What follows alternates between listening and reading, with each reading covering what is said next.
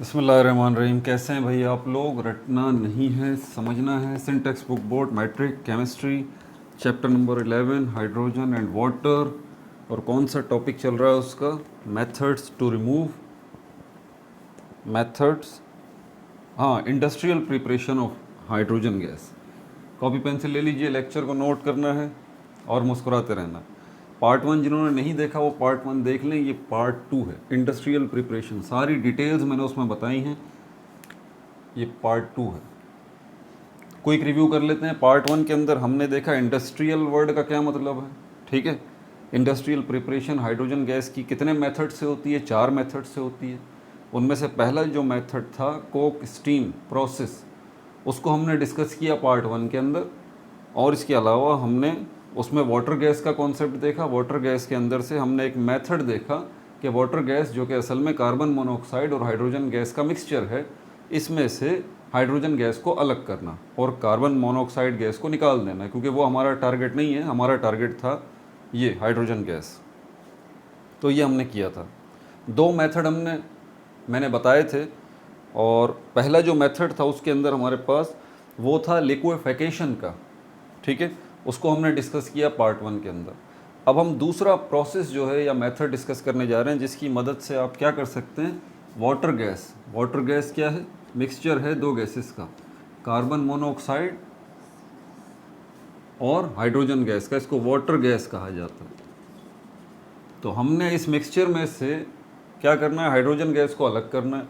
Second method जो है हम बोस्ट प्रोसेस कहलाता है, ये बोस्ट प्रोसेस, ठीक है। और इसको बाय ऑक्सीडेशन भी कहते हैं, यानी कि ऑक्सीडेशन की मदद से। ठीक हो गया भाई? तो इस प्रोसेस के अंदर आपने क्या करना है? पहले दोबारा उस कंटेनर की तरफ आ जाइए। ये रहा वो कंटेनर, ये रहा वो बॉक्स जिसके अंदर ये वाटर गैस मौजूद है, यानी कि हाइड्रोजन गैस भी है और कार्बन मोनोऑक्साइड गैस भी है। दोनों गैसेस एक ही जगह पर मौजूद हैं, कलेक्टिवली वाटर गैस कहलाती हैं। आपने मोर स्टीम पास करनी है, मोर स्टीम, ठीक है। मोर स्टीम, मज़ीद जो है स्टीम इसमें आपने पास करनी है। कितने टेम्परेचर पर? 500 डिग्री सेंटीग्रेड ये टेम्परेचर आपको रखना पड़ेगा। इसके अलावा 2 कैटलिस्ट हैं, ठीक है। एक है हमारे पास आयरन ऑक्साइड और दूसरा मेरे ख्याल में क्रोमियम ऑक्साइड है। कौन कौन से हैं? आयरन ऑक्साइड और क्रोमियम ऑक्साइड। आयरन ऑक्साइड और क्रोमियम ऑक्साइड, इनके नाम भी लिख देता हूँ। आयरन ऑक्साइड,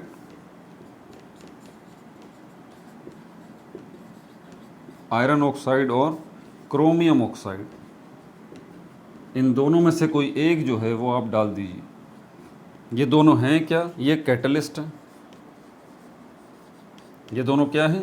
ये कैटलिस्ट हैं। तो इसके अंदर से एक जो है, ये होंगे क्या? सॉलिड फॉर्म में होंगे। आयरन ऑक्साइड जो है हमारे पास वो भी, और क्रोमियम ऑक्साइड जो है वो भी। ये 2 आएगा, इसके साथ 3 आएगा।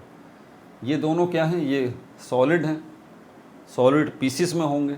आपने यहाँ पर ये एक पीस जो है वो मिसाल के तौर पर आयरन ऑक्साइड का यहाँ पे इसमें ये डाल दिया। ये क्या है? आयरन ऑक्साइड कैटलिस्ट है। कैटलिस्ट होता क्या है? पहली बात, मैं जब ये बोलता हूँ कि ये क्या है तो ये बता दीजिए, ये मार्कर है। ये मत बताइए कि इससे लिखते हैं हम, ये मेरा सवाल नहीं है। मेरा सवाल ये है कि ये क्या है? To the point question, to the point answer. ये मार्कर है। तो कैटलिस्ट क्या है? चीज़ें हैं, कुछ थिंग्स, कुछ चीज़ें हैं। जब हम थिंग्स की बात करते हैं, चीज़ों की, तो चीज़ें हमारे पास 3 कैटेगरी की होती हैं, सॉलिड, लिक्विड और गैस। सॉलिड, लिक्विड और गैस। तो ये 3 कैटेगरी जो है, इनमें से कोई ना कोई, तीनों ही चीज़ें हैं। तो कैटलिस्ट भी इन तीनों में से कोई चीज़ होगी। अब काम क्या है? तो मार्कर भी तो एक चीज़ है, ये भी तो कैटलिस्ट हो सकता है? नहीं, क्योंकि मार्कर का वो काम नहीं है जो कि कैटलिस्ट का काम है। इसलिए ये चीज़ तो है लेकिन ये कैटलिस्ट नहीं है। तो कैटलिस्ट इन तीनों में से कोई एक चीज़ हो सकती है। बहुत सारी वैरायटी के कैटलिस्ट हो सकते हैं, जैसे कि आपने ये 2 जो है अभी यहाँ पे देखें, तो आपको पता लग गया कि कैटलिस्ट चीज़ें होती हैं, तो सॉलिड या लिक्विड या गैस। अब इनके काम की तरफ चलते हैं। इनका काम क्या है? ये केमिकल रिएक्शन को बूस्ट अप करते हैं। केमिकल रिएक्शन को क्या करते हैं? बूस्ट अप करते हैं, यानी कि इनकी रफ्तार को बढ़ा देते हैं, बूस्ट अप करते हैं। अब इसको समझाने के लिए आप समझ जाइए गोश्त, आप चिकन कोरमा खाते हैं या फिर बीफ कोरमा खाते हैं, उसमें बड़े का गोश्त मौजूद है, गलने में थोड़ा टाइम लेता है, ठीक है, ख़वातीन को पता है या लेडीज़ को भी पता होगा इस बारे में, गोश्त गलने में थोड़ा सा टाइम लेता है। तो कच्चा पपीता जो है वो गोश्त में डाल दिया जाता है सालन में, कच्चा पपीता। आपको ये बात पता भी नहीं होगी, आप कोरमा भी खाते हैं, इसी तरह बीफ की बनी भी बहुत सारी चीज़ें आप खाते हैं। आप बारबेक्यू जो है उसमें बीफ का बहुत ज़्यादा इस्तेमाल होता है। आपने कभी पपीते का जायका महसूस नहीं किया होगा, हालांकि वो उसी में मौजूद था। पपीते का काम क्या था कि वो जो गोश्त है उसके गलने की रफ्तार को बढ़ा देता है। क्या कहा मैंने? गोश्त गल तो रहा है लेकिन बड़ा टाइम ले रहा है। बीफ का गोश्त, बड़े का गोश्त, वो थोड़ा टाइम ले रहा है। तो आपने क्या किया, उसके अंदर कच्चा पपीता डाला है, उससे क्या हुआ है कि उसकी रफ्तार बढ़ गई है, वो तेज़ी से गलना शुरू हो गया। तो ये एग्जाम्पल जहन में रखें। इसी तरह केमिकल रिएक्शंस जो हैं उनकी रफ्तार भी बढ़ाई जा सकती है। तो ऐसे चीज़ें जो कि केमिकल रिएक्शन की रफ्तार को बूस्ट अप कर देती हैं, बढ़ा देती हैं, उनको कैटलिस्ट कहा जाता है। समझ में आ गई बात? तो यहाँ पर जो है हम कैटलिस्ट का इस्तेमाल करेंगे एक, और दोनों में से कोई भी हो सकता है, तो आयरन ऑक्साइड होगा या क्रोमियम ऑक्साइड होगा, वो इसमें आप डाल दें। But be careful about it. बहुत अहम तरीन चीज़, आपने खाने में कभी कच्चे पपीते का जायका महसूस किया? नहीं किया, ये एक बात है। लेकिन कच्चे पपीते ने अपना काम तो किया ना, ध्यान से सुनिएगा मेरी बात। कच्चे पपीते ने अपना काम तो किया, उसने गोश्त को तो गलाया, वो मौजूद भी है, लेकिन कभी जायका महसूस हुआ कच्चे पपीते का? नहीं। एग्जैक्टली यहाँ पर भी यही होता है। कैटलिस्ट जो हैं वो केमिकल रिएक्शन की रफ्तार को बढ़ा तो देते हैं लेकिन उसका हिस्सा नहीं बनते, उसका हिस्सा नहीं बनते, वो वहाँ पर उसका हिस्सा नहीं बनते। समझ में आ रही है बात? इसको मैं एक और तरीके से समझाऊँ, ये कैटलिस्ट को समझना जो है ना आपके लिए बेहद ज़रूरी है, तो फिर ये और भी चीज़ें साथ साथ समझ में आ जाएंगी। ये छोटी छोटी चीज़ें समझना आपके लिए बहुत ज़्यादा ज़रूरी है।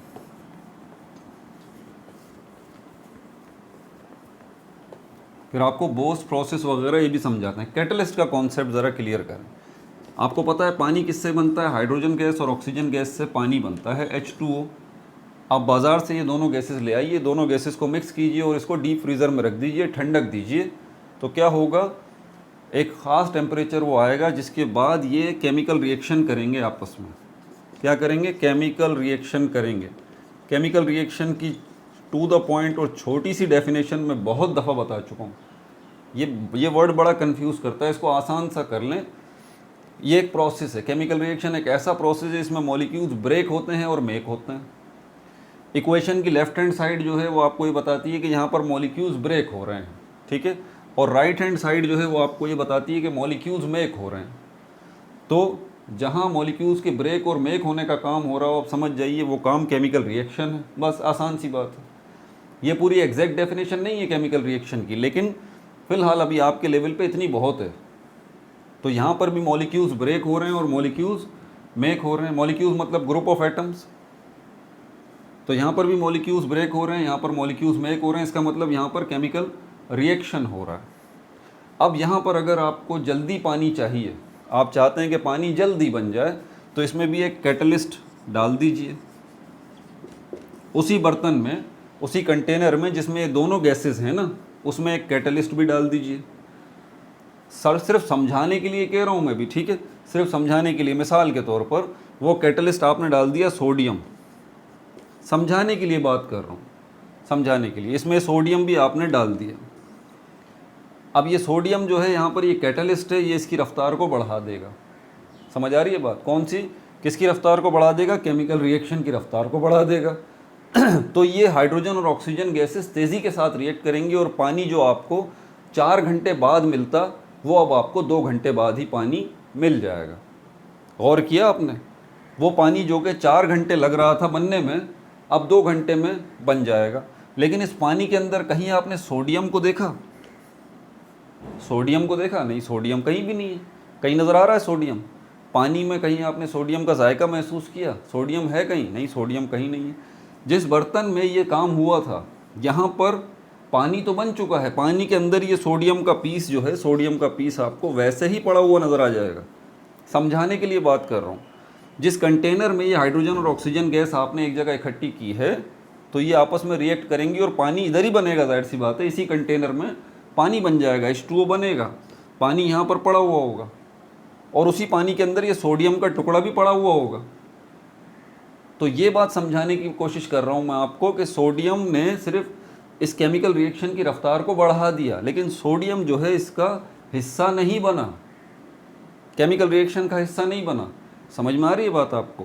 पानी अपनी जगह पानी बना, पानी में कहीं आपको सोडियम नज़र नहीं आया। तो कैटलिस्ट यही काम करते हैं, केमिकल रिएक्शन की रफ्तार को बढ़ा देते हैं, ठीक है, लेकिन केमिकल रिएक्शन का हिस्सा नहीं बनते। बार बार एम्फेसाइज करके आपको ये समझाने की कोशिश कर रहा हूँ, ध्यान लगाइए इसके ऊपर। समझ में आ रही है बात? तो यहाँ पर भी जब हम इस बॉक्स के अंदर जिसमें ये दोनों गैसेस मौजूद हैं, हाइड्रोजन गैस और कार्बन मोनोऑक्साइड गैस, और इन दोनों गैसेस के मिक्सचर को हम वाटर गैस कहते हैं, यहाँ पर हम इस कैटलिस्ट को जब इंट्रोड्यूस कराएंगे, इसको डालेंगे आयरन ऑक्साइड को, तो ये इनके केमिकल रिएक्शन की रफ्तार को तेज़ कर देगा, ठीक है। और यहाँ पर कौन सा केमिकल रिएक्शन हो रहा है? केमिकल रिएक्शन तो बेसिकली यहाँ पर क्या होना है,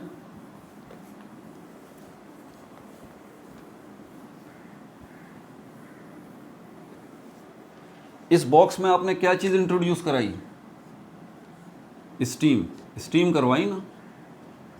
तो ये स्टीम जो और इसके अंदर गई है, ये स्टीम भी आ गई। टेम्परेचर आपने कितना रखा? 500 डिग्री सेंटीग्रेड टेम्परेचर रखा, ठीक है भाई, और ये कैटलिस्ट भी डाल दिया। ये सब कुछ एक ही बॉक्स में काम हो रहा है। उसी एक बॉक्स के अंदर जो है वो वाटर गैस भी मौजूद है, यानी कि हाइड्रोजन और कार्बन मोनोऑक्साइड गैस, उसी में आपने स्टीम भी डाल दी, टेम्परेचर वहाँ का 500 डिग्री सेंटीग्रेड कर दिया, और आपने कैटलिस्ट आयरन ऑक्साइड डाल दिया, या क्रोमियम ऑक्साइड भी आप डाल सकते हैं। उसके नतीजे में होगा क्या, अब मैं आपको ये बता दूं।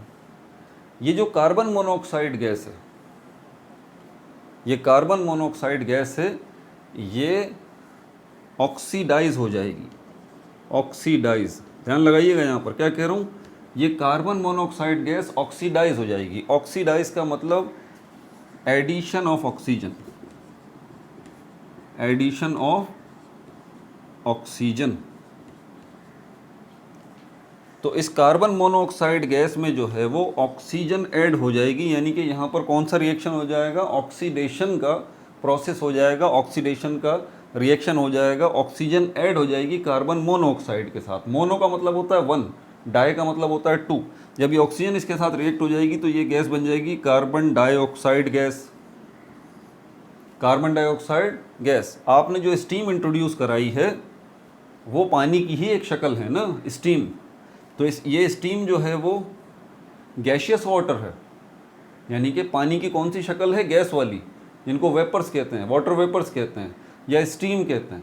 ये पानी की वो शक्ल है। ये स्टीम पानी की दूसरी शक्ल में कन्वर्ट हो जाएगी, जिसको लिक्विड वाटर कहते हैं। क्या कहते हैं? लिक्विड वाटर कहते हैं। अब लिक्विड वाटर जब यहाँ पर बन जाएगा, ये लिक्विड वाटर आ जाएगा, लिक्विड वाटर। अब ये फ़र्क, ये बात जहन में रखिएगा कि ये गैस है, कार्बन मोनोऑक्साइड भी गैस है, हाइड्रोजन गैस भी गैस है, ठीक है।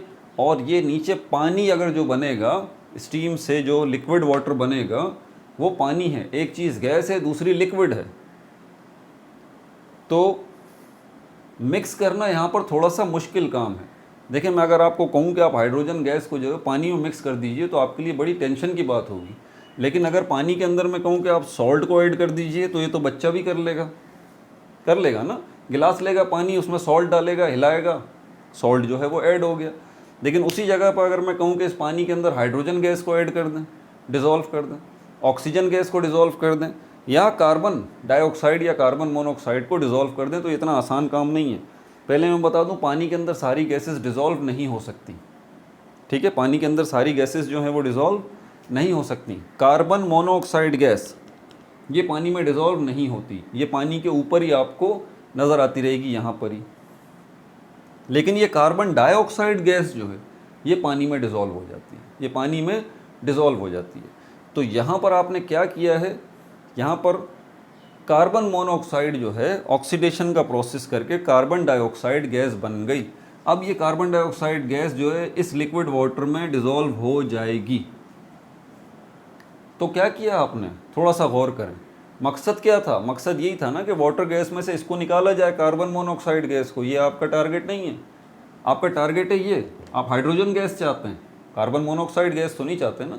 तो आपने क्या किया, बोस प्रोसेस ने इस प्रोसेस में, ऑक्सीडेशन के प्रोसेस में क्या हुआ कि कार्बन मोनोऑक्साइड गैस कन्वर्ट हो गई कार्बन डाइऑक्साइड में, और कार्बन डाइऑक्साइड गैस सॉल्यूबल है वाटर के अंदर, तो नीचे जो पानी था ये कार्बन डाइऑक्साइड गैस इसमें डिज़ोल्व हो गई, इस पानी के अंदर चली गई। पीछे ऊपर कौन सी गैस बच गई, सिर्फ ये हाइड्रोजन गैस ऊपर रह गई, क्योंकि ये पानी में डिज़ोल्व नहीं होगी। कार्बन डाइऑक्साइड डिज़ोल्व हो जाएगी, आपने कार्बन मोनोऑक्साइड को कार्बन डाई बना लिया, और उसके बाद थोड़ा सा प्रेशर दिया तो ये कार्बन डाइऑक्साइड गैस इस लिक्विड वाटर में क्या हो गई, डिज़ोल्व हो गई, उसका हिस्सा बन गई, और हाइड्रोजन गैस आपको बाहर वैसे ही मिल गई। आपने यहाँ पाइप लगाया एक, अब गैस को धक्का देने की ज़रूरत नहीं होती, आपको पता है गैस को तो जगह मिलनी चाहिए, वो फ़ौरन निकल जाती है बाहर। तो ये जो पाइप आपने लगाया इससे हाइड्रोजन गैस फ़ौरन यहाँ पर आ जाएगी, और एक दूसरे बर्तन में आप हाइड्रोजन गैस जो है वो सारी कलेक्ट कर लेंगे। तो ये था बोस्ट प्रोसेस, इसको ऑक्सीडेशन प्रोसेस भी कहते हैं। देखिए कितने टेक्निकल तरीके से इस प्रोसेस के ज़रिए आपने वाटर गैस में से कार्बन मोनोऑक्साइड गैस को हटाया है, और अपना टारगेट जो आपका है हाइड्रोजन गैस वो आपने अचीव किया है। ठीक है भाई, केमिस्ट्री आसान सब्जेक्ट नहीं है, इसके लिए आपको बड़ी मेहनत करनी पड़ती है। ठीक है, लेक्चर नोट करें, जो बच्चे मेरी बात सुनते हैं समझते हैं, बार बार बताता हूँ कि लेक्चर को नोट करने की हैबिट डालें, वीडियो को रोक रोक के, और वीडियो को कम से कम 2 दफ़ा सुनें, ये बड़े हैवी कॉन्सेप्ट्स हैं। अच्छा, ये हो गया, इसकी केमिकल इक्वेशन भी जो है वो मैं यहाँ पर बना देता हूँ ताकि ईजी हो जाए, क्योंकि आगे लिखी हुई है वो भी आपको समझ में आ जाए।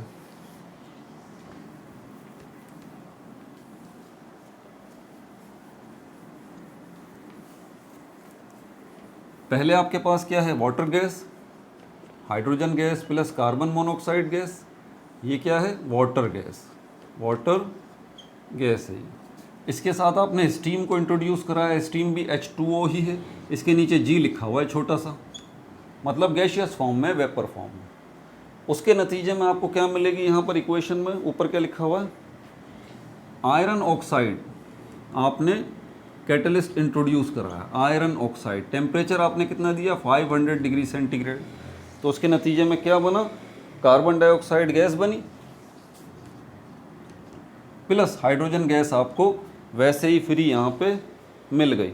ठीक है, इक्वेशन वगैरह मैंने बैलेंस नहीं की है अभी, यहाँ पे इक्वेशन बैलेंस नहीं की है। वो बच्ची हैं हलीमा शेख, वो मेरे ख्याल मेरे शहर हैदराबाद की, उन्होंने कहा सर आपने इक्वेशन बैलेंस नहीं की। वो भाई इतना टाइम अब नहीं होता ना, इक्वेशंस को बैलेंस करने के चक्कर में लग गए तो मसरूफियत बहुत है, और भी बहुत सारे टॉपिक्स कवर करने हैं। ठीक है ना, तो ये जो है वो कार्बन डाइऑक्साइड जो है ये क्या हो जाएगी, डिज़ोल्व हो जाएगी इसके अंदर, वाटर के अंदर, और फ्री हाइड्रोजन गैस आपको मिल जाएगी। अपना बहुत ज़्यादा ख्याल रखिएगा। पार्ट 3 में इंशाल्लाह हम जो है वो अगला टॉपिक देखेंगे, industrial preparation of hydrogen gas का, जिसमें आप नेचुरल गैस की मदद से जो है वो हाइड्रोजन गैस बनाएंगे। ठीक है भाई, इंडस्ट्रियल लेवल पे। अपना बहुत ज़्यादा ख्याल रखिएगा। No like no subscribe, only share.